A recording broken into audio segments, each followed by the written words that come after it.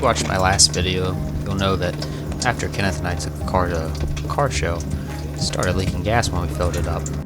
So we got it home, put a pan under it to catch the fuel that was leaking out. Then the next morning we backed it up into its spot in the driveway, and I set about pulling the fuel sending unit out. After I got it out, I kind of started scratching my head about how this even happened. Then I remembered that about a month ago, while I was working on the car, Kenneth had been playing around with the floor jack, and he had gotten it wedged up underneath the gas tank. I think he might have bent this fuel outlet line on the sending unit, and I didn't realize it. I only had a couple of gallons in the car, and it didn't start leaking until there was more than about 3 or 4 gallons in it. The problem comes in is that while Kenneth was coloring with some chalk, I was researching replacements, and there aren't any. I did find a solution though, and I ordered one. In the meantime, I set about wiring in a cigarette lighter so I could keep my tablet and my phone charged in the car. That was pretty easy. Made me feel like I did something. I'm recording this video on Saturday the 18th, or at least the part that you're watching right now. The other stuff was shot earlier in the week, and my new sending unit was supposed to be here yesterday on Friday, but hasn't gotten here yet.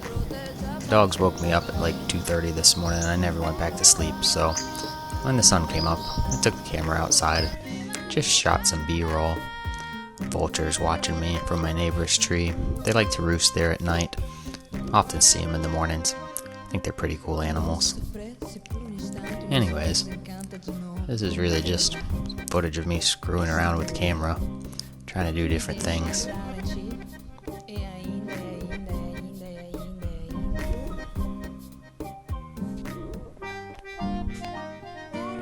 I ended up just going inside to watch the Clemson game that afternoon. Tiffany made some wings and some spinach and artichoke dip, and the whole family just kind of hung out on the couch and watched college football, drank a beer. And that was it for Saturday. Sunday rolled around, and obviously my sending unit wasn't going to show up Sunday as the mail doesn't run. But check out my steering wheel. It's upside down. I had clocked the wheel to the steering box wrong when I put it all back together. Got that fixed, and then some rain came in. But hey, at least it's a little something done on the car, and my steering wheel's back right. Monday came and went with no sign of my sending unit, but it finally showed up Tuesday evening. The sending unit's actually for a 65 to 68 Mustang, and while it just continued to rain like it had done all day, I brought the sending unit inside, and I checked it with my voltmeter that I keep around the house for little homeowner projects, just to verify that the resistance range of this sending unit was the same as the Fairmont's, which it is. The main difference, though, is that the Mustang sending unit only has one electrical prong on it, while the Fairmont has 2. I have a plan to remedy this, though, and I don't think it'll be too hard to fix. We finally got a break in the rain, though, so Kenneth and I went out in the driveway and stuck the new sending unit in the car and poured 5 gallons of gas in it, which didn't leak out. I guess the real test for this, though, will be when I finally take it to the gas station and fill it up.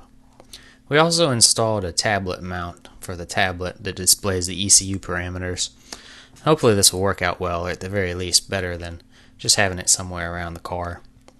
I threw a tag on the car to take it for a test drive, and made sure my sticker for everyone who tells me to LS swap it hadn't fallen off. But the rain had moved back in, and so I went back in the house. Wednesday rolled around, and we finally got a break in the rain.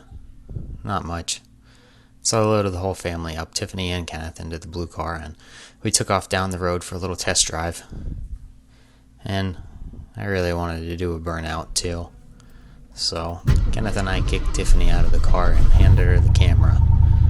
Proceeded to lay down the weakest burnout this car has ever done.